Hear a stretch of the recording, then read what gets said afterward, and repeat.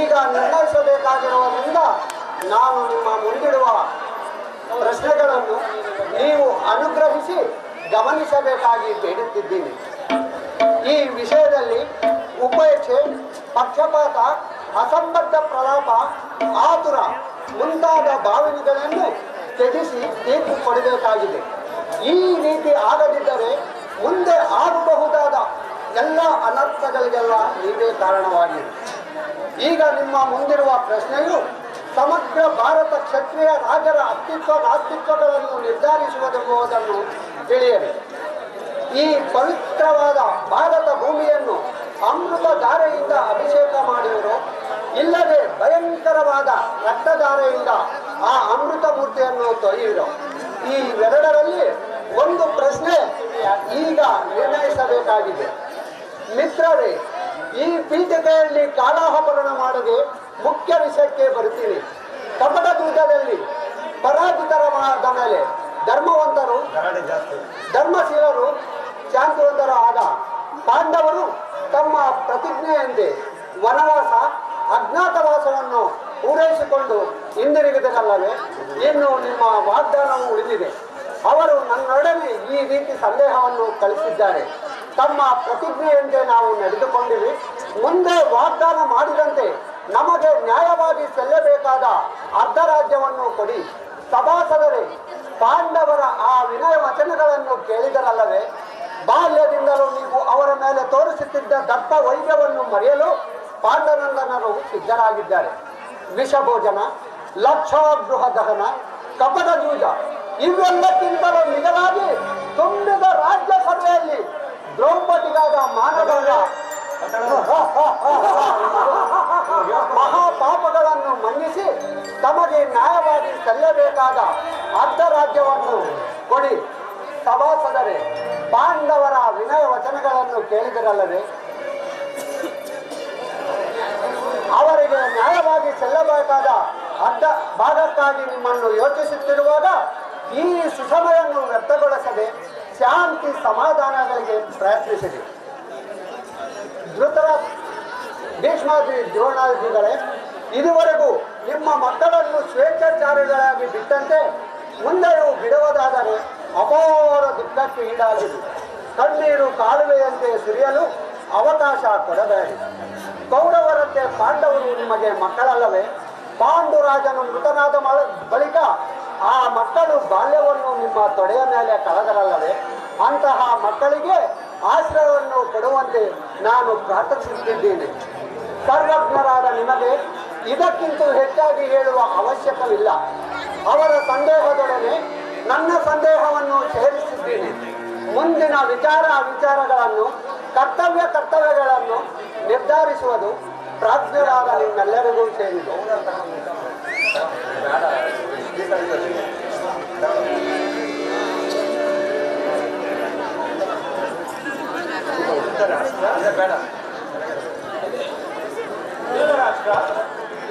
ಪ್ರಿಯ ಪುತ್ರರೇ,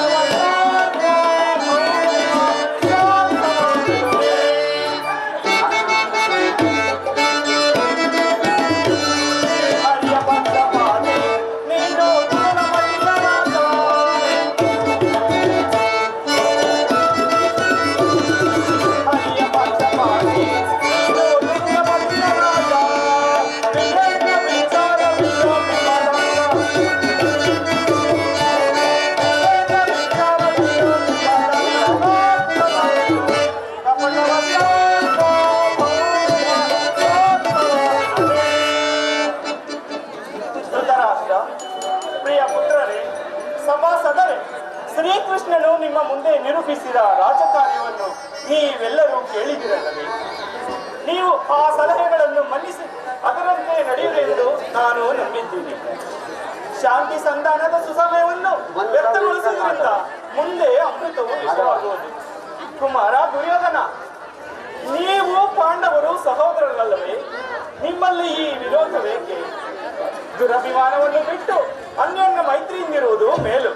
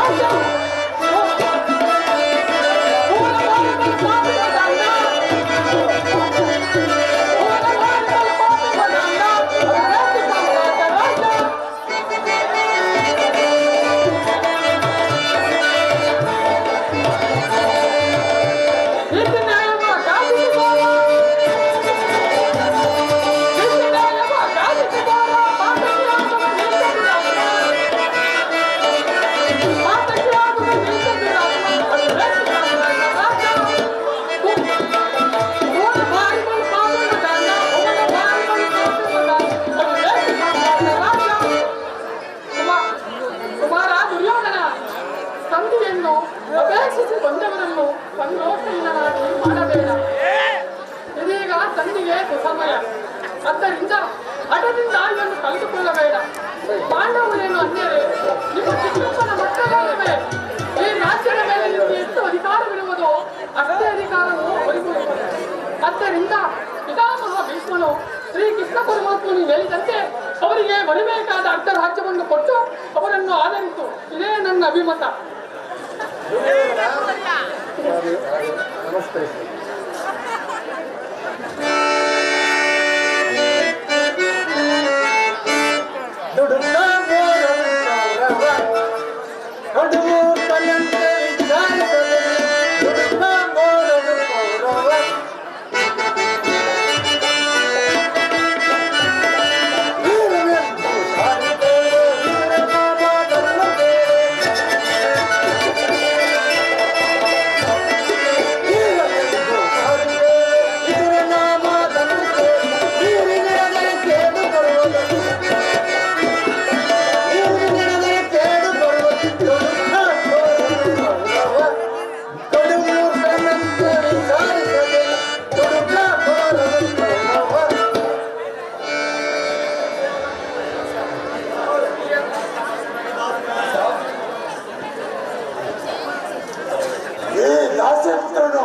ನಾನು ಉಪದೇಶ ಮಾಡಲಿಲ್ಲ. ಆಗಲಿದ್ರ ನಿನ್ನ ರೋದನವು ಅರಣ್ಯ ರೋದನವು ನಡೆಯಿತು. ಹೌದು ದುರ್ಯೋಧನ, ನನ್ನ ರೋದನವು ಅರಣ್ಯ ರೋದನವಾಗಿ ಕಾಣುವುದು. ಹಸ್ತಿನಾವತಿ ರತ್ನ ಸಿಂಹಾಸನದಿ ಚಕ್ರೇಶ್ವರನಾಗಿ ಮೆರೆಯುತ್ತಿರುವಾಗ ನಿನ್ನ ಚಿಕ್ಕಪ್ಪನಾದರೇನು ದೊಡ್ಡಪ್ಪನಾದರೇನು ಎಲ್ಲರೂ ಅರಣ್ಯ ರೋದನವಾಗಿ ಕಾಣುವುದು. ನಿನ್ನಂಥವರಿಗೆ ಸದೋಪದೇಶ ಮಾಡಬಾರದೆಂದು ದೊಡ್ಡವರು ಹೇಳಿದ್ದಾರೆ. ಆದರೆ ಏನು ಮಾಡಲಿ, ಕೆಡುವವರನ್ನು ನೋಡಿದಾಗ ಅವರಿಗೆ ಸದೋಪದೇಶ ಮಾಡುವುದು ಹೀಗೆ ನನ್ನ ಕರ್ತವ್ಯ. ಕುಮಾರ ದುರ್ಯೋಧನ, ಈಗ ನಾನು ಸುಮ್ಮನಿದ್ದರೆ ನನಗೆ ದೋಷವು ಸಂಭವಿಸುವುದು. ಕುಮಾರ, ನೀನು ಯೌವನ ಮದದಿಂದ ಗರ್ವಿತನಾಗಿರುವೆ. ರಾಜ್ಯದ ಮದದಿಂದ ನಿನ್ನ ಕಿವಿಗಳು ಮುಚ್ಚಿ ಹೋಗಿರುವವು. ನನ್ನ ಹಿತೋಪದೇಶವು ನಿನಗೆ ಕೇಳಿಸುವುದಿಲ್ಲ. ನಿನ್ನ ತಂದೆ ಪೂಜ್ಯ ಪಿತಾಮಹನು ಭೀಷ್ಮನು ಶ್ರೀಕೃಷ್ಣ ಪರಮಾತ್ಮನು ಇವರು ಹೇಳಿದ್ದಕ್ಕಿಂತ ನಾನು ಹೆಚ್ಚಿಗೆ ಹೇಳಲಾರೆ. ಆದರೆ ಒಂದು ಮಾತು, ಇದೀಗ ಸಂಧಿಗೆ ಸುಸಮಯ. ಕುಮಾರ ದುರ್ಯೋಧನ, ಹಠದಿಂದ ಅದನ್ನು ಕಳೆದುಕೊಳ್ಳಬೇಡ. ರಾಜ್ಯವೆಲ್ಲವನ್ನು ನೀನೇ ಅನುಭವಿಸು. ನಿನ್ನ ಇಚ್ಛೆ ಇದ್ದಷ್ಟಾದರೂ ಆ ಪಾಂಡವರಿಗೆ ಭೂಮಿಯನ್ನು ಕೊಡು. ಇದೇ ನನ್ನ ಕೊನೆಯ ಅಭಿಪ್ರಾಯ. ಈ ನೀತಿಯನ್ನು ಪಾಂಡವರಿಗೆ ಹೇಳಲಿಲ್ಲ. ಸಾಕ್ಷಿ ಸಮಯ ಕೊಟ್ಟಿಲ್ಲ. ಕೃಷ್ಣನಿಗಾಗಲಿ ನಮ್ಮ ತಂದೆಗಾಗಲಿ ನನ್ನೊಬ್ಬರಲ್ಲಿ ಮಾತ್ರ ದೋಷಗಳು ಕಾಣ್ತವೆ. ಆ ಪಾಂಡವರ ನಿರ್ದೋಷಗಳಲ್ಲವೇ. ಕುಂತಿ ಪುತ್ರ ಪಕ್ಷಪಾತಿಯಾದ ನೀನು ನಿನ್ನ ಸ್ವಭಾವಕ್ಕೆ ಸರಿಯಾದ ನೀ ಹೇಳಿದ್ದೀರಿ. ಕೃಷ್ಣ ಮಹಾನುಭಾವನಾದ ನೀನು ನಿನ್ನ ದೌತ್ಯವನ್ನು ಶ್ಲಾಘನೆಯೇ ನಡೆಸಿದೆ. ಆದರೆ ನಿನ್ನ ಮರಳ ಮಾತುಗಳಿಗೆ ಒಳಪಡುವ ಬುದ್ಧಿಯಿಂದ ಮಾತ್ರ ಈ ದುರ್ಯೋಧನನಲ್ಲ. ಇದು ಶುದ್ಧ ಕ್ಷತ್ರಿಯನ ರಕ್ತ. ದುಸ್ಸಾಭಿಮಾನದ ಕೊಳಕು ನೀರಲ್ಲ ಕೃಷ್ಣ. ದುರ್ಯೋಧನ, ಇಷ್ಟೊಂದು ಅಪಮಾನವೇ? ನಿನ್ನ ದುರಹಂಕಾರದ, ದುರಾಗ್ರಹದ, ದುಸ್ಸಾವಾಸದ, ದುರಾಸೆಯದ ದುರಾಭಿಮಾನ ವಿಚಾರ ಮಾಡು ಕೌರವೇಶ್ವರ. ಸಾಕು ಮಾಡಿ ನನ್ನ ಒಪ್ಪಟತವು. ನಾನು ಅದನ್ನು ಮೊದಲೇ ಬಲ್ಲೆ. ನಮ್ಮದು ದುರಾಗ್ರಹದ, ದುಸ್ಸವಾಸದ, ದುರಾಭಿಮಾನ. ಬರೇ ಬಹಳ ಚೆನ್ನಾಗಿ ಹೇಳಿದೆ. ಹಾಗಾದರೆ ಕೇಳು.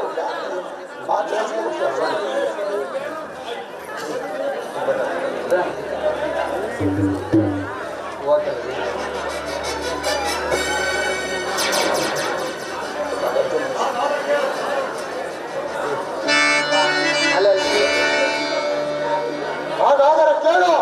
ಹೇಳು ದುರ್ಯೋಧನ. ಈ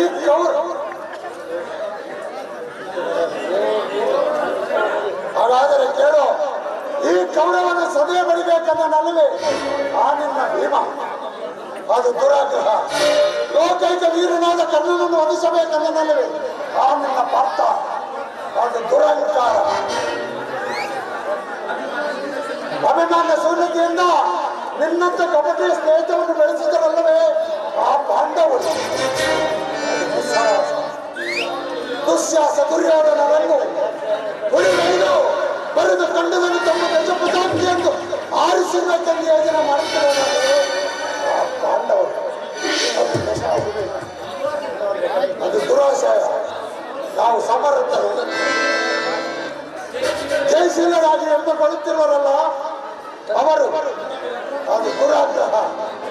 ಹೆಚ್ಚೇನು ಕೃಷ್ಣ, ನೀವು ಯಾರು ಏನು ಹೇಳಿದರು ಈ ಕೌರವನಿದ್ದಾರೆ. ಚಲಿಸಲಾರದು, ಚಲಿಸಲಾರದು. ಸುಮ್ಮನೆ ಕಂಠ ಶೋಷಣದಿಂದ ಪ್ರಯೋಜನವಿಲ್ಲ.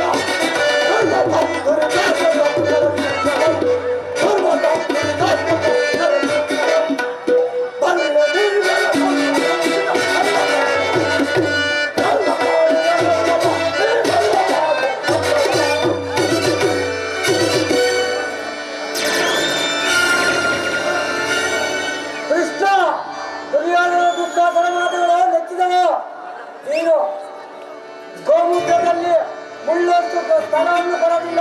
ನೀನು ಬಂದ ದಾರಿ ಇದೆ.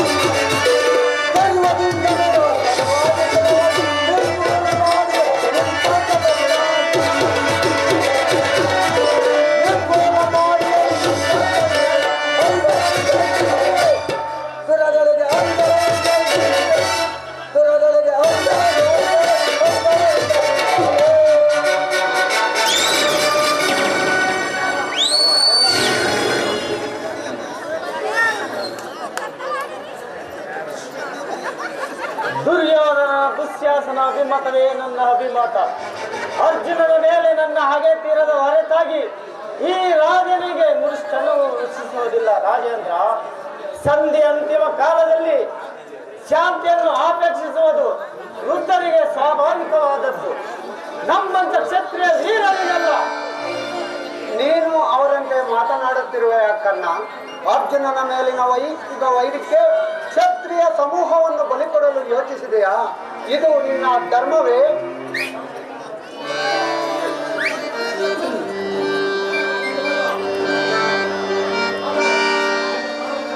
ನಿನ್ನ ಪ್ರಾಣಮಿತ್ರನಾದ ಅರ್ಜುನನಲ್ಲಿ ಪಕ್ಷಪಾತ ಬುದ್ಧಿಯಿಂದ ಅರ್ಧ ರಾಜ್ಯವನ್ನು ಬೇಡುವುದಕ್ಕೆ ಬಂದೇ ಅಲ್ಲವೇ? ಆ ನಿನ್ನ ಧರ್ಮಕ್ಕಿಂತ ನನ್ನ ಧರ್ಮವೇ ಮೇಲು ಎದುಪತಿ. ನಿನ್ನ ಕೃತ್ರಿಮ ಸಂಧಾನಕ್ಕೆ ಖಂಡಿತವಾಗಿ ನಾನು ಒಪ್ಪುವುದಿಲ್ಲ. ಸಾಧನೆಗಾಗಿ ಅರ್ಧ ರಾಜ್ಯದ ನೆಪವೇ. ಕೃಷ್ಣ ಕರ್ಣ, ಸ್ವಾರ್ಥ ಸಾಧನೆಗಾಗಿ ಅರ್ಧ ರಾಜ್ಯದ ನೆಪವೇ. ದೂತನಾಗಿ ಬಂದಿರುವಲ್ಲಿಗೆ ದಾಸನ್ಯಾರೋ.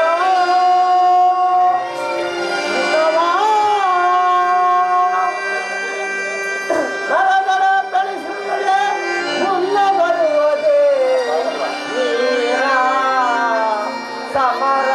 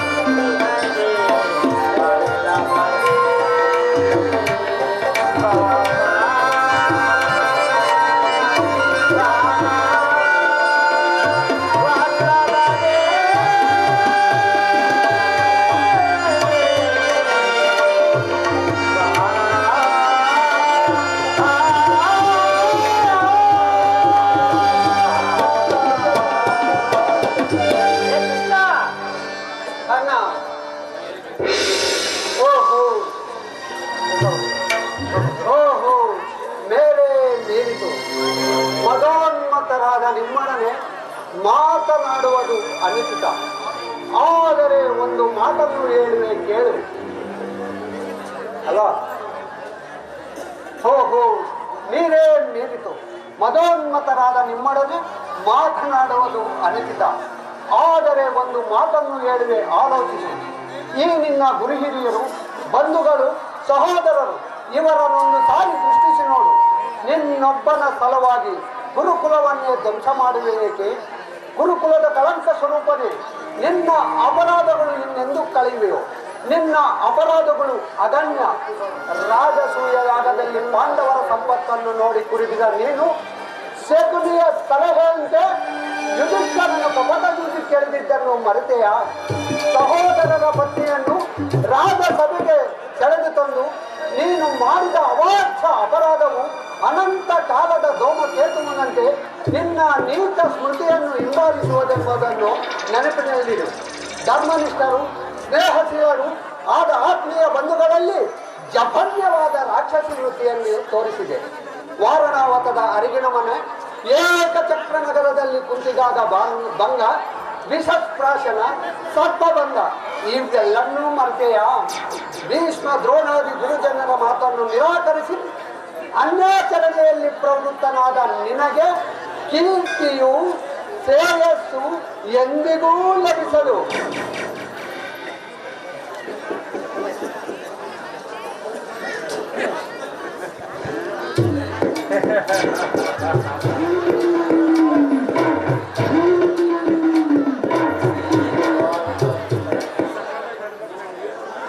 ಗೌರವೇಶ್ವರ, ಈ ದರ್ಶಿತ ವಾಕ್ಯಗಳನ್ನು ನೀನು ಎಷ್ಟು ಸಹಿಸಬಲ್ಲೆ?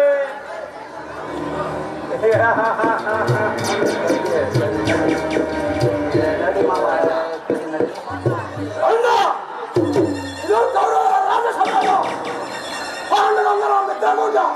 ನಿನ್ನ ಅನ್ನವನ್ನು ತಿಂದು ಪರಿಪುಷ್ಟರಾದವರು ನಿನ್ನ ನಿಂದನನ್ನು ಹೇಗ ದಯಾಕ ಸಿದ್ಧರಾಗಿ ಕೇಳ್ತಿರುವರು.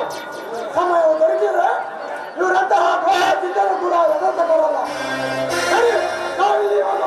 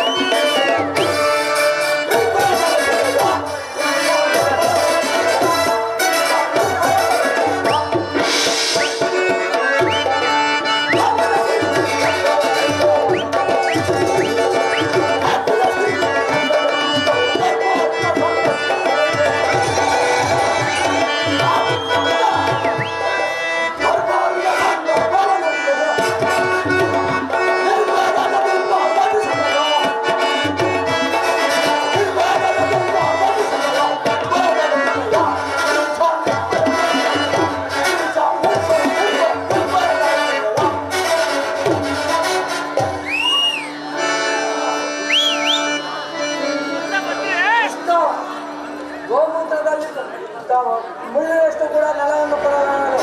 ನೀನು ಬಂದ ದಾರಿ ಇದು ಒಳ್ಳು.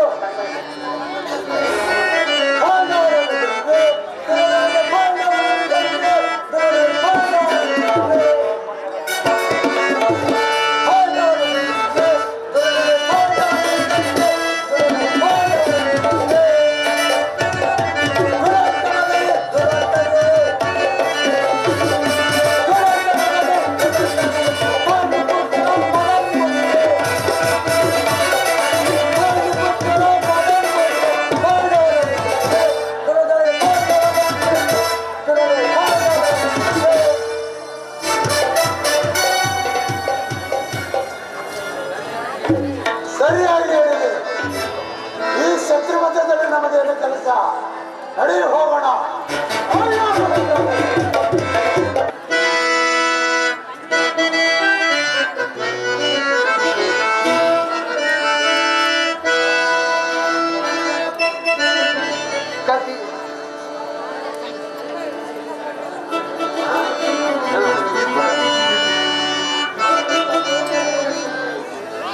ಭಾರತ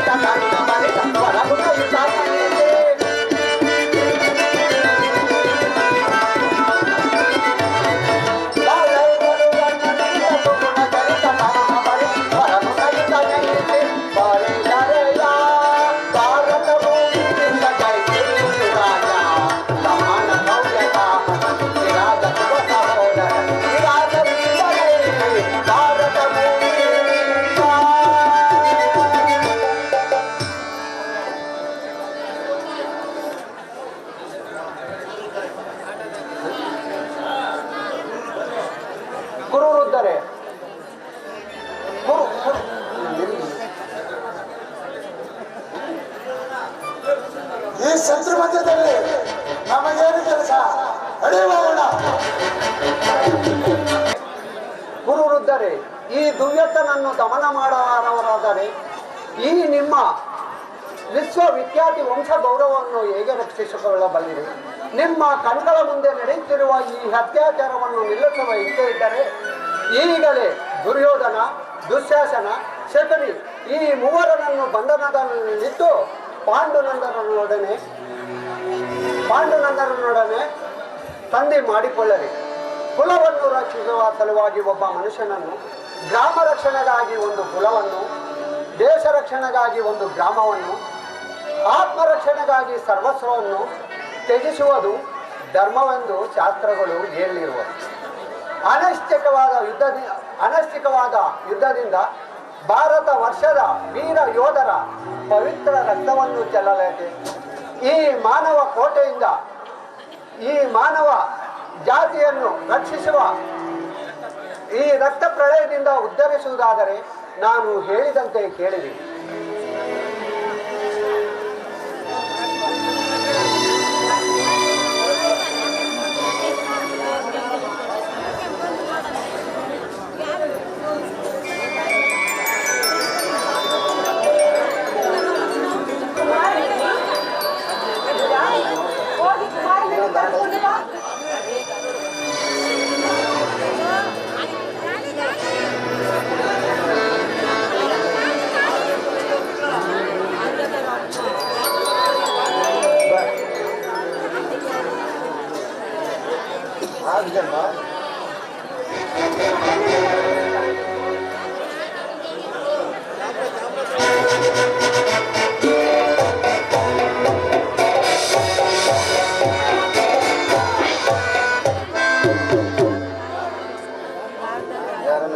ಯಾರು ನನ್ನನ್ನು ಕರೆದವರು?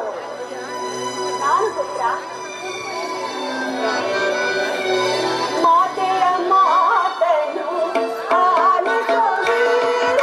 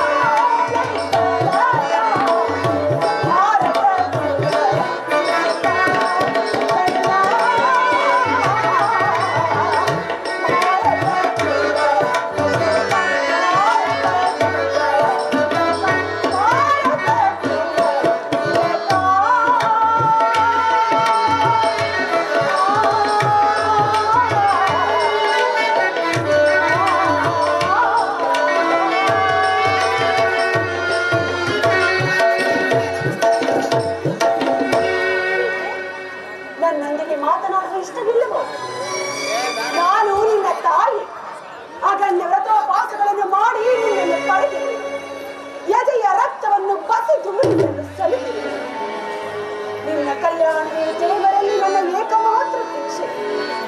ಬಾಲಗಿರಿ ನಿನ್ನ ಕಣ್ಣುಗಳಿಗೊಂದು ತೊಟ್ಟು ನೀರು ಬಿಟ್ಟರು ನನ್ನ ದೇಹದ ರಕ್ತವು ನಷ್ಟವಾದಂತೆ ಎಂದು ಭಾವಿಸುತ್ತಿದ್ದೇನೆ. ಚತುರ್ದಶ ಭುವನಗಳಲ್ಲಿ ಹುಡುಕಿದರು ತಾಯಿಯಂತಹ ಬಂಧುವು, ಹಿತೈಷಿಯು, ಸ್ನೇಹಿತೆಯು ಮತ್ತಾರೂ ದೊರಕುವುದಿಲ್ಲ. ನಾನು ನಿನ್ನ ಹಿತಕ್ಕಾಗಿಯೇ ಹೇಳುವುದು. ಪಾಂಡವರನ್ನು ಸಂಧಿಗೆ ಸಮ್ಮತಿಸಿ ಅರ್ಧ ರಾಜ್ಯವನ್ನು ಅವರಿಗೆ ಕೊಟ್ಟು ಅವರೊಡನೆ ಸಮಾನ ಭಾವದಿಂದ ಭೂಮಿಯನ್ನಾಡು. ಒಳ್ಳೆಯ ಮಾತು. ನಿನ್ನ ಪುತ್ರನಾಗಿ ನಾನು ಕ್ಷತ್ರಿಯ ಧರ್ಮವನ್ನು ತ್ಯಜಿಸಲು ಎಲ್ಲ ಜಗತ್ತೆಲ್ಲ ಪ್ರತಿಭಟಿಸಿದರು ಈ ದುರ್ಯೋಧನನ ಧರ್ಮಚಿತ್ತನಾಗುವುದಿಲ್ಲ. ಇದು ಯುದ್ಧವು ಕ್ಷತ್ರಿಯನ ಧರ್ಮ. ಯುದ್ಧವನ್ನು ಅಪೇಕ್ಷಿಸುವುದಾದರೆ ಅದು ದೊರಕುವುದು ರಣಾಂಗಣದಲ್ಲಿ, ಚೈತ್ರಾಸನ ಆಹ್ವಾನದಲ್ಲಿ, ಹಿರಿಯರ ಗೋಚನೆಯಲ್ಲಿ ತಿಳಿದಿರು.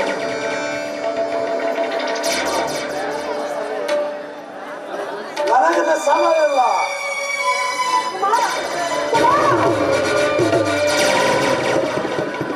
ಸಮಯವಿಲ್ಲ. ಅಧರ್ಮ ಸುರೆಯಿಂದ ಉನ್ಮತ್ತನಾದವನಿಗೆ ಧರ್ಮಾಚಾರಣೆಗೆ ಸಮಯವೆಲ್ಲಿ? ಹಸಿದ ಬೇಟೆ ನಾಯಿಯಂತೆ ಮೃತ್ಯುವು ಬೆನ್ನಟ್ಟಿ ಬರುತ್ತಿರುವಾಗ ಮನುಷ್ಯನಿಗೆ ಸಮಯವೆಲ್ಲಿ?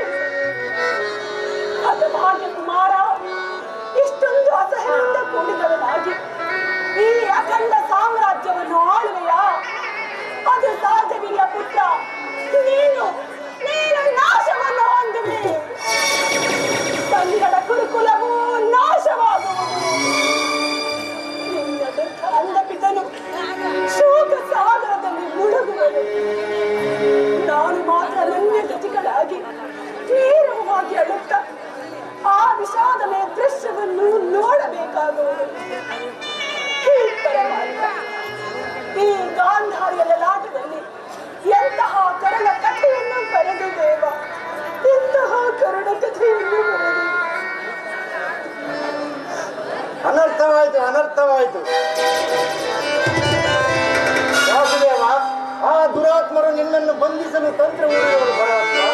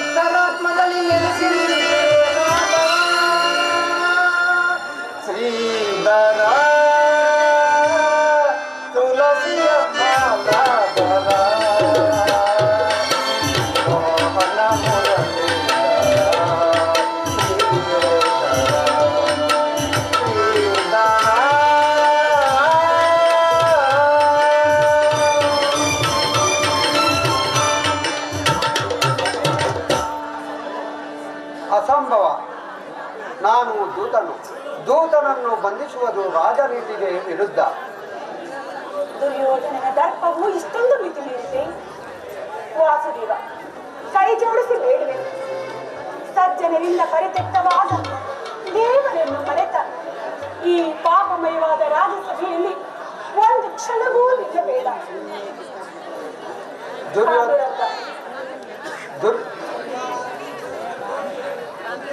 ದುರ್ಯೋಧನರಿಗೆದರಿ ಇಲ್ಲಿಂದ ಪಲಾಯನ ಮಾಡಲೆ ಇಲ್ಲ, ಇದು ಎಂದಿಗೂ ಆಗತಕ್ಕ ಮಾತಲ್ಲ. ಒಬ್ಬ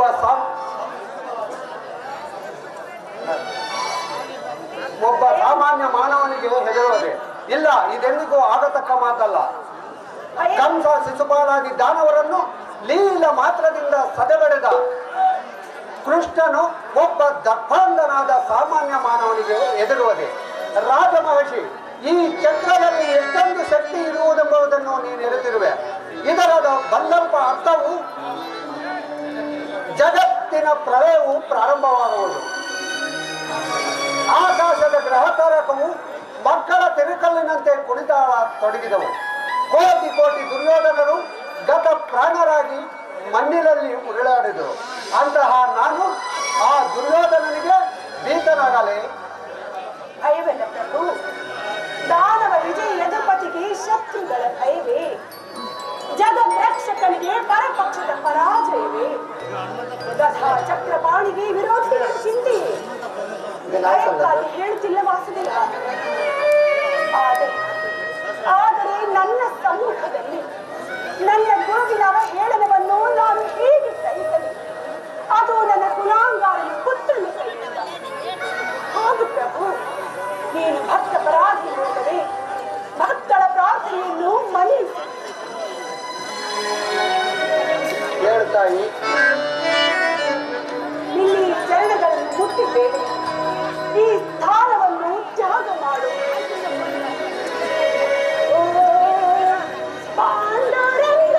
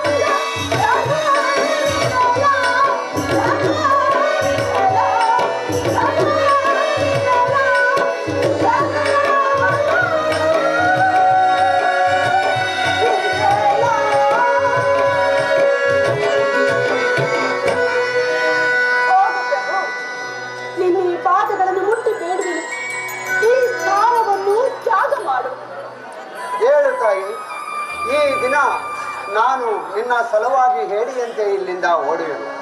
ಯಾವ ಅಷ್ಟೋತ್ತರ ಮಹೋತ್ತರದಿಂದ ಇಲ್ಲಿಗೆ ಬಂದೆನೋ ಅದು ದೀಪವನ್ನು ಮುಟ್ಟಿದ ಪತಂಗಿಯಂತೆ, ಬಿರುಗಾಳಿಗೆ ಸಿಕ್ಕಿದ ಹುಲ್ಲು ಕಡ್ಡಿಯಂತೆ ಆಲಿಂಗಿಸಲು ಬಂದೆನು. ಆದರೆ ಅವನ ಗೆಳೆತನದ ವರದ ಹಸ್ತವನ್ನು ವೈರಿಗೆ ವಜ್ರ ಮುಷ್ಟಿಯನ್ನಾಗಿ ಮಾರ್ಪಡಿಸಿತು.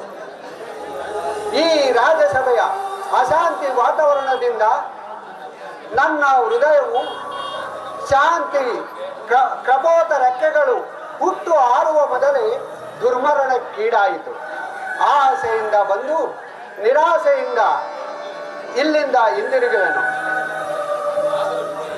ಆದರೂ ಚಿಂತೆ ಇಲ್ಲ ರಾಜಮಹಿಷಿ, ಈ ದಿನ ನಿನ್ನ ಸಲುವಾಗಿ ಇಲ್ಲಿಂದ ಪಲಾಯನ ಮಾಡುವೆನು. ಕೃಷ್ಣ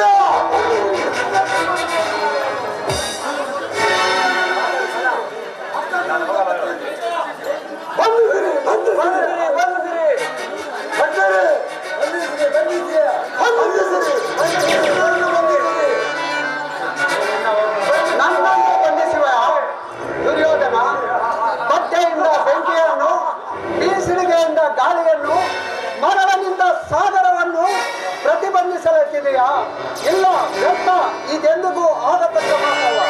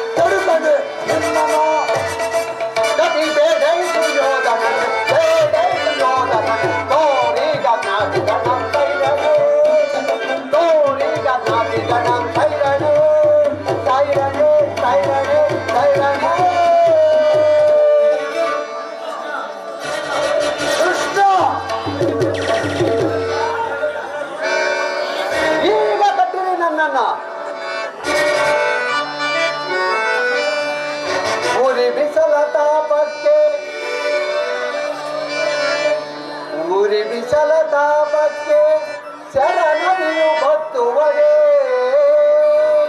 ನರಿಮೋರ್ಬ ಗರ್ಜನಗೆ ಕೇಸರಿಯು ಅಂಜುವರೇ ಸುರಿಯುವ ಸೋನೆಯ ಮಳೆಗೆ ಕಾಗಿಚ್ಚೋರುವರೇ ಬಿರುಗಾಳಿ ಬಿರುತಕ್ಕೆ ಇರಿಸಿದರ ಬೆದರುವರೇ ಧರಿಸಿರುವ ಚಕ್ರವೊಂದಿದೆ ಧರಿಸಿರುವ ಚಕ್ರವೊಂದಿದೆ ನಿನ್ನಂತ ಕೋಟಿ ಶತಕೋಟಿ ದುರ್ಯೋಧನ ದುಶ್ಯಾಸನಗೆ ಭಯವುಂಟೆ ಮರುಳೇ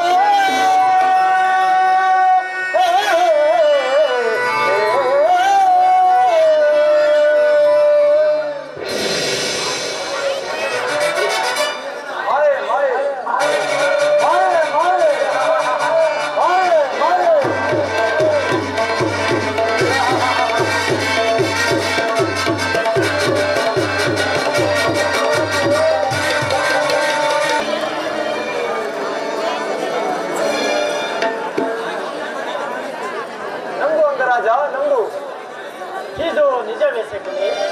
ನಾನು ನಂಬುವುದಿಲ್ಲ. ನಂಬುವಂತ ರಾಜ ನಂಬು.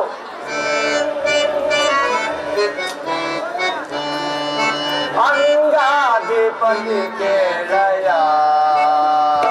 ನಿನ್ನ ಅಂದಿನ ಬಾಳಿನ ವಿಷಯನ ಅಂಗಾಧಿಪತಿ ಕೇಳಯ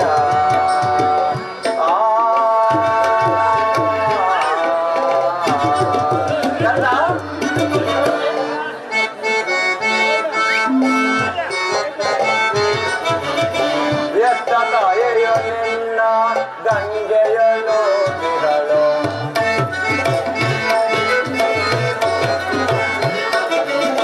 ವ್ಯಕ್ತತೆಯು ನಿನ್ನ ಗಂಗೆಯಲು ಬಿಡಲು ಕಲಿಸಿದ ಗುರು ತಾನು ಕಲಿಯಾದನು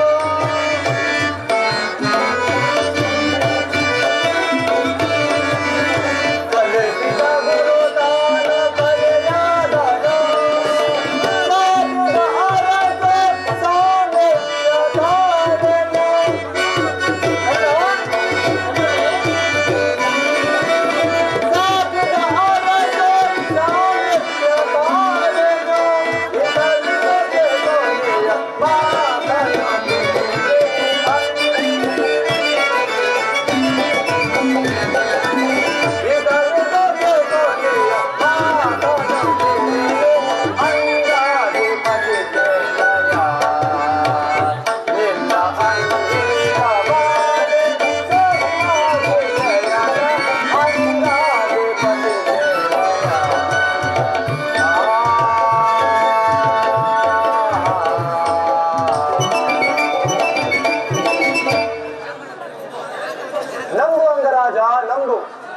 ಕರ್ಣನ ಉದಾರ ಹೃದಯವನ್ನು ತಿಳಿದ ಕೌರವರು ನಿರ್ಭಯದಿಂದ ಈ ರೀತಿ ನಡೆಯುವುದರಲ್ಲಿ ಆಶ್ಚರ್ಯವೇನು? ದುರ್ಯೋಧನನಲ್ಲಿ ನಿರಗಿರುವ ಸ್ನೇಹ ಮತ್ತು ರಾಜಭಕ್ತಿಯ ಭರವಸೆಯಿಂದ ನಿನ್ನ ವಿಷಯದಲ್ಲಿ ಕುವಾಚ್ಯ ಶಬ್ದಗಳನ್ನಾಡಲು ಅವರು ಹಿಂಜರಿಯುತ್ತಿಲ್ಲ. ದುರ್ಯೋಧನನು ಇವೆಲ್ಲವನ್ನು ಕೇಳಿದರೂ ಕೇಳಿದವನಂತೆ ಸುಮ್ಮನಿರುವನು. ಕರ್ಣ, ನಿನ್ನನ್ನು ನೋಡಿದರೆ ನನಗದೆಷ್ಟೊಂದು ದುಃಖ. ಸ್ನೇಹದಲ್ಲಿ ವಂಚನೆ ಶಕುನಿ. ನಿಜವಾಗಿ ನನ್ನ ರಕ್ತವು ಕುದಿತಿರುವುದು ಶಕುನಿ. ನಾ ಏನು ಹೇಳಿತು ನಿಸ್ತಾರವಾಗಿ ಹೇಳು, ಮರೆಮಾಚದೆ ಹೇಳು ಶಕುನಿ. ಕೃಷ್ಣನು ರಾಜಸಭೆಯಿಂದ ಹೊರಗೆ ಹೋದ ಕೂಡಲೇ ಮೂರ್ಛಿತನಾಗಿದ್ದ ದುರ್ಯೋಧನನು ಎಚ್ಚುತ್ತನು. ಅವನಾಗ ಹಸಿದ ಅಗ್ನಿಯಂತೆ ಆರ್ಭಟಿಸುತ್ತ ಕ್ರೋಧದಿಂದ ಬುದ್ಧಿ ಹೋದವನಾಗಿ ಭೀಷ್ಮ ದ್ರೋಣಾದಿಗಳನ್ನು ಪಾಂಡವ ಪಕ್ಷದವರೆಂದು ನಿಂದಿಸಿದರು. ಕಡೆಗೆ ಪಾಂಡವರೊಡನೆ ಯುದ್ಧಕ್ಕೆ ಸಿದ್ಧರಾಗುವಂತೆ ಸಮಸ್ತ ಸಾಮಂತರಿಗೆ ಆಜ್ಞೆ ಮಾಡಿದನು ಮತ್ತು ಕರ್ಣನಿಗೆ ಸೈನಾಧಿಪತ್ಯವನ್ನು ಕಟ್ಟಬೇಕೆಂಬ ತನ್ನ ಇಚ್ಛೆಯನ್ನು ಪ್ರಕಟವಾಗಿಯೇ ಹೇಳಿದನು. ಎಲ್ಲವೂ ನಿಶ್ಚಿತವಾದಂತೆಯೇ ಆಗ ಭೀಷ್ಮನು ರುಪಿತನವನು ಏನು ಹೇಳಿದನು ಶಕುನಿ? ಅಸೂಯೆಯಿಂದ ಆ ರೀತಿ ಭೀಷ್ಮನು ಹೇಳಿರಲಾರ. ಆದರೆ ಆತನ ಮಾತಿನಿಂದ ನಿನ್ನ ಸೈನ್ಯಾಧಿಪತ್ಯದ ಆಸೆಯು ಭಂಗವಾಯಿತು ಕರ್ಣ.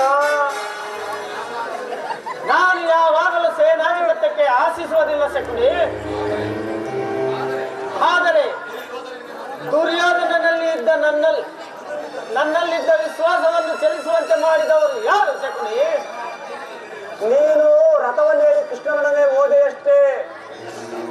ಭೀಷ್ಮನು ಆ ಸಂಗತಿಯನ್ನು ದುರ್ಯೋಧನಿಗೆ ತಿಳಿಸಿದಂತಿದೆ. ತಂತ್ರಿಯಾದ ಕೃಷ್ಣನ ಸವಿ ನುಡಿಗಳಿಗೆ ನೀನು ಎಲ್ಲಿ ವಸನಾದೆಯೋ ಎಂದು ದುರ್ಯೋಧನನ ಸಂದೇಹ ಕುರುಕುಲದ ಅರಸರು ಸಂದೇಹ. ಕರ್ಣನ ಸ್ವಾಮಿ ನಿಷ್ಠೆಯನ್ನು ತಿಳಿಯಲಿಲ್ಲವೇ? ತಿಳಿದಿರುವರು. ಆದರೇನು, ನಿನಗೂ ಕೃಷ್ಣನಿಗೂ ನಡೆದ ಮಾತಿನ ರಹಸ್ಯವನ್ನು ತಿಳಿದ ಹೊರತು ಆ ಸೇನಾಧಿಪತ್ಯವನ್ನು ಆಸೆ ನಿನಗೆ ಕೊಡಕೂಡದೆಂದು ನಿರ್ಧಾರವಾಯಿತು ಕರ್ಣ. ಅದಕ್ಕೆ ಕಾರಣನು ಭೀಷ್ಮನು ಶಕುನಿ. ಯಾರಾದರೂ ಆಗಲಿ ಸಭೆಯಲ್ಲಿ ನಿನ್ನನ್ನು ತುಚ್ಛೀಕರಿಸಿ ಮಾತನಾಡುವುದನ್ನು ನೀಯಲಿಲ್ಲ. ಏನು ಹೇಳಿದರು ಅವರು? ಆ ದುರ್ವಾಕ್ಯಗಳನ್ನು ನಾನು ನುಡಿಯಲಾರೆ, ಆದರೆ ಯತ್ನವಿಲ್ಲ. ಸೂತ ಕುಲದಲ್ಲಿ ಹುಟ್ಟಿದ ನೀಚನಿಗೆ ರಾಜಭಕ್ತಿಯ ಎಲ್ಲಿಯದೆಂದು ನಿಲ್ಲಿಸಿದರ್ಕಲ್ಲ. ಸೂತ ಕುಲದಲ್ಲಿ ಹುಟ್ಟಿದವರು ರಾಜಭಕ್ತರು ಹಾಡಬಾರದು. ವಿಧಾತನ ನಾಟಕವು ಮಾನವನ ಸದ್ಗುಣವೆಂದು ಉಚ್ಚ ಕುಲದವರಿಗೆ ಮೀಸಲಾಗಿರ್ತದೆ. ವಿಧಾತನ ನಾಟಕ ಬಲ್ಲವನಾರು ಮಾನವ ಜೀವ ಮೋಹಾಂಧ ಕಾರ ಮಾಯೇ ಎಲ್ಲ ಮಾಯೇ ಮಾಯಾ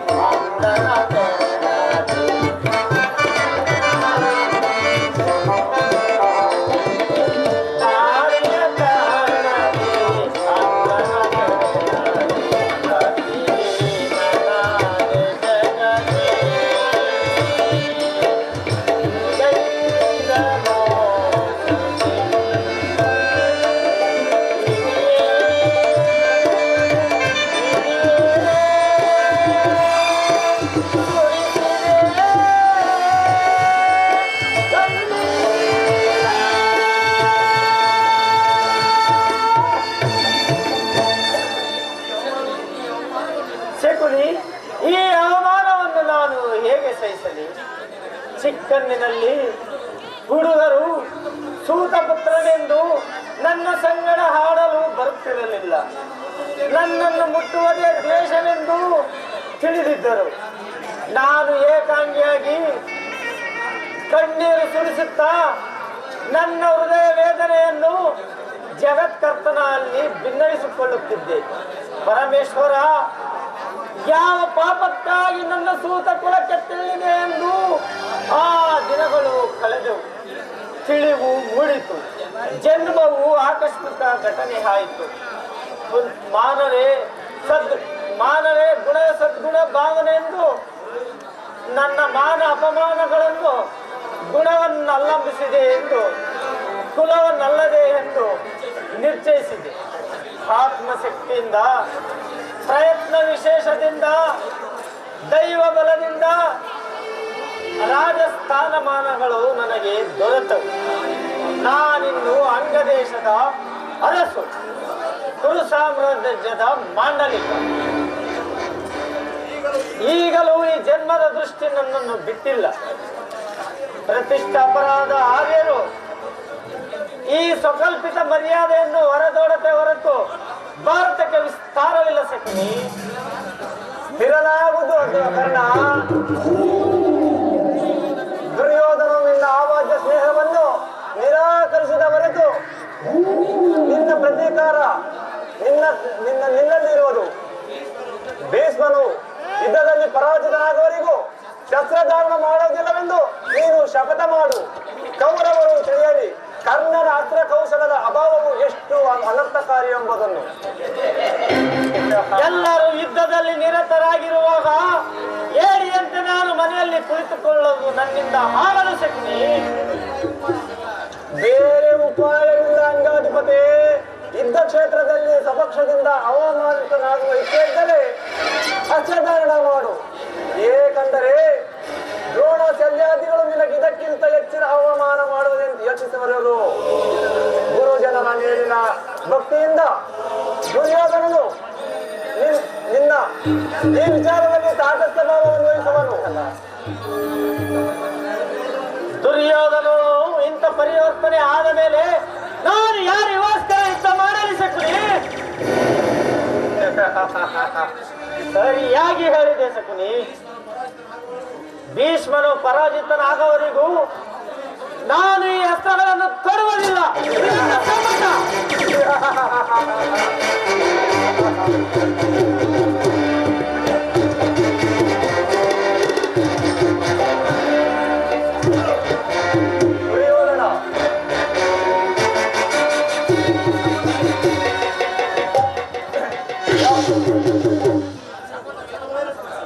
ಶಪಥವೇನು ಪ್ರಾಣಿಸಕ?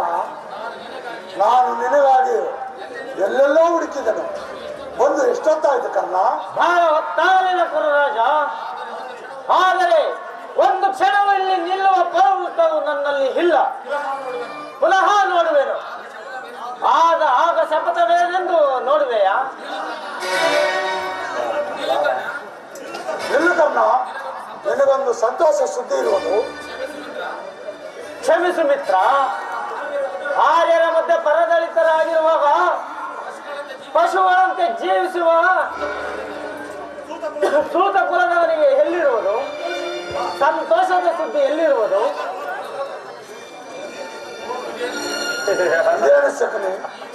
ಈ ದಿನ ಕರ್ಣನ ರೀತಿಯೇ ಬೇರೆಯಾಗಿದೆ. ಬಹುವಾಗಿ ಯೋಚಿಸಿ ಕೊನೆಗೆ ಕರ್ಣನನ್ನು ಸೇನಾಧ್ಯಕ್ಷನನ್ನು ಮಾಡಬೇಕೆಂದು ನಿರ್ಧರಿಸಿದೆನು. ಅದನ್ನು ತಿಳಿಸುವುದಕ್ಕಾಗಿ ನಾನು ಇಲ್ಲಿಗೆ ಬಂದೆನು. ಕರ್ಣನಿಗೆ ಸೇನಾಧಿಪತ್ಯವೇ ಇದೇನು ಪರಿಹಾಸವೇ ಗೌರವೇಶ್ವರ? ಅದೇಕೆ? ಕರ್ಣನ ವೀರಪುರುಷನಲ್ಲವೇ? ಇರಬಹುದು. ಆದರವನನ್ನು ಸೇನಾಧ್ಯಕ್ಷನಾಗಿ ಮಾಡುವುದರಿಂದ ಎಷ್ಟು ಜನರ ಅಪಮಾನವಾಗುವುದೆಂದು ಅರಿತಿರುವೆಯ ನೀನು? ಭಾರ್ಗವ ವಿಜಯಾದ ಭೀಷ್ಮನು, ಶಸ್ತ್ರಾಚಾರ್ಯನಾದ ದ್ರೋಣನು, ಅಶ್ವತ್ಥಾಮ, ಶಲ್ಯ, ಕೃತವರ್ಮ ಇವರೇ ಮುಂತಾದ ಉತ್ತಮ ವರ್ಣದ ಮಹಾರಥಿಕರನ್ನು ಬಿಟ್ಟು ಸೂತ ಕುಲದ ಕರ್ಣನಿಗೆ ಸೇನಾಧಿಪತ್ಯವೇ? ಕುಲ ಮರ್ಯಾದೆಯನ್ನು ಧಿಕ್ಕರಿಸುವುದರಿಂದ ನಿಜವಾಗಿಯೂ ಅನರ್ಥವಾಗುವುದೆಂಬುದನ್ನು ನೀನು ಅರಿತಿರುವೆಯಾ? ಭೀಷ್ಮ ದ್ರೋಣರು ಅಂತರಂಗದಲ್ಲಿ ಪಾಂಡವರ ಪಕ್ಷಪಾತಿಗಳು. ಇವರು ಅಸಮಾಧಾನಗೊಂಡರೆ ನಿನ್ನನ್ನು ತ್ಯಜಿಸಲು ಕೂಡ ಹಿಂದೆಗೆಯುವುದಿಲ್ಲ. ಅಲ್ಲದೆ ಭೀಷ್ಮನು ಪರಾಜಿತನಾಗುವವರೆಗೂ ಶಸ್ತ್ರಧಾರಣ ಮಾಡುವುದಿಲ್ಲವೆಂದು ಕರ್ಣನು ಇದೀಗ ಶಪಥ ಮಾಡಿದನು. ಈಗ ನೀನು ಅವನಿಗೆ ಸೇನಾಧಿಪತ್ಯವನ್ನು ಕಟ್ಟಿದರೆ ಶಪಥವನ್ನು ಮೀರಿ ಅವನದನ್ನು ನಿರ್ವಹಿಸುವಂತಿಲ್ಲ. ಭೀಷ್ಮಾದಿಗಳು ಕೋಪಗೊಳ್ಳುವರು. ಆದುದರಿಂದ ನಿಧಾನದಿಂದ ಯೋಚಿಸಿಕೊಳ್ಳು ರಾಜ. ನಿಜ ಶಕುನಿ. ಹಾಗಾದರೆ ಏನು ಮಾಡುವುದು? ಸೇನಾಧಿಪತ್ಯವನ್ನು ಅಂಗೀಕರಿಸುವಂತೆ ಭೀಷ್ಮನನ್ನು ನೋಡು. ಯುದ್ಧವು ಸನ್ನಿಹಿತವಾಗಿರುವುದು. ಈಗಲೇ ಹೋಗಿ ಕುರುಪಿತಾಮಹನನ್ನು ನೋಡು. ಸಮಯವಿಲ್ಲ. ನಡಿ. ಹಾಗೆ ಮಾಡುವೆನು. ನೀನು ನನ್ನ ಸಂಗಡ ಬಾ ಶಕುನಿ. ನಡಿ, ನಡಿ, ನಡಿ. ಕೌರವನೆಯನ್ನು ಧರಿಸಿದ ಪಾಂಡವರ ಬಿಡಿದ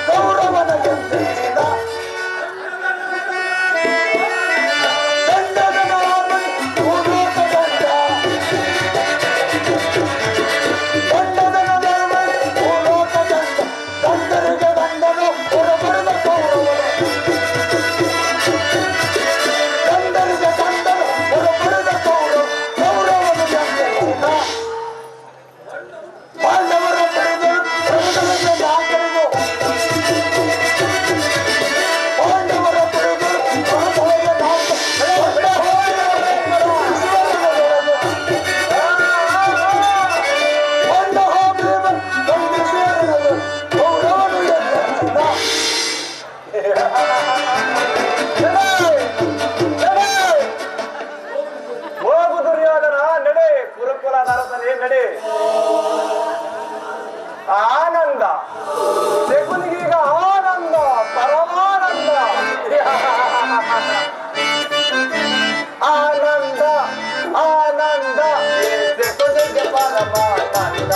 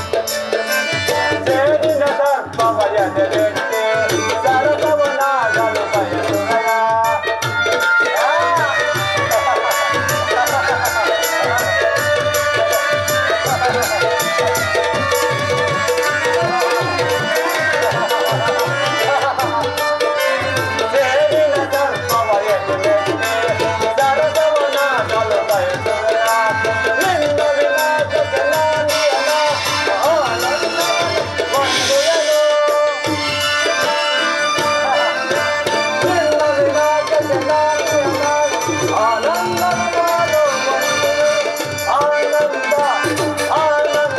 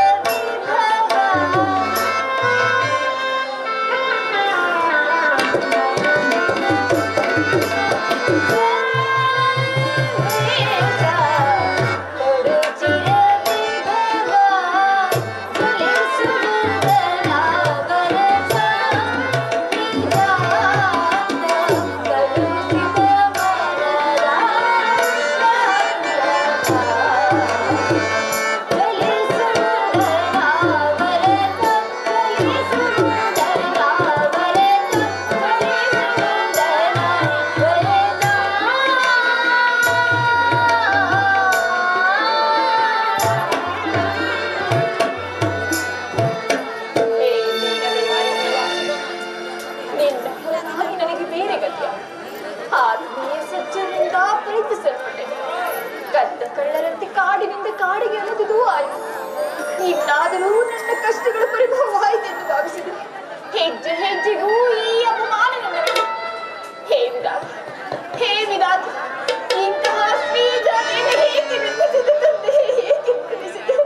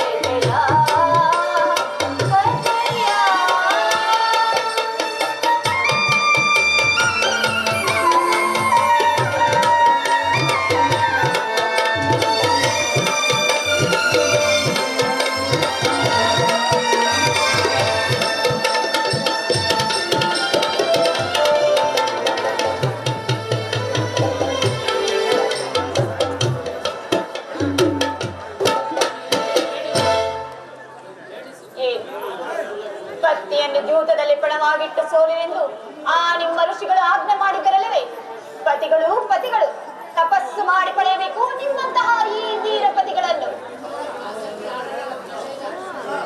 ಅಣ್ಣನ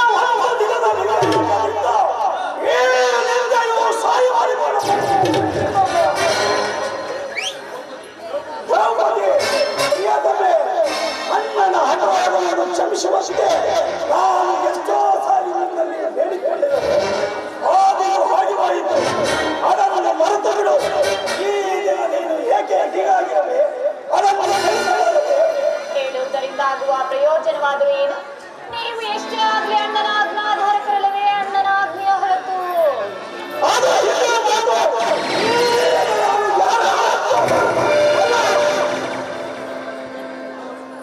ಹಾಗಾದರೆ ಕೇಳಿ ಸ್ವಾಮಿ, ಈ ದಿನ ನಾನು ಹಸ್ತಿನಾಂಬೆಯ ದೇವಿಯ ದರ್ಶನಕ್ಕೆ ಹೋಗಬೇಕು.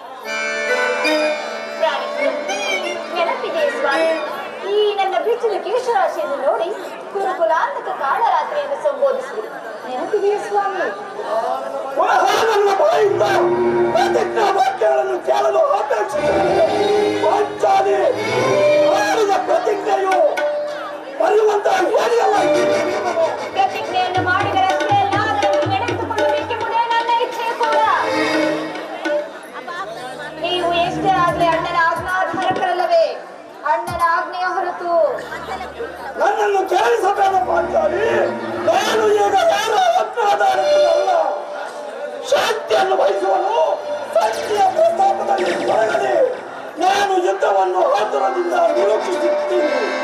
ಧರ್ಮಪರಾಯಣನಾದ ಯುಧಿಷ್ಠಿರನು ದುರ್ಯೋಧನನ ಅನೇಕ ಅಪರಾಧವನ್ನಾದರೂ ಕ್ಷಮಿಸಬಹುದು. ಆದರೆ ನಾನು ಕ್ಷಮಿಸಲಾರೆ, ಕ್ಷಮಿಸುವುದಿಲ್ಲ.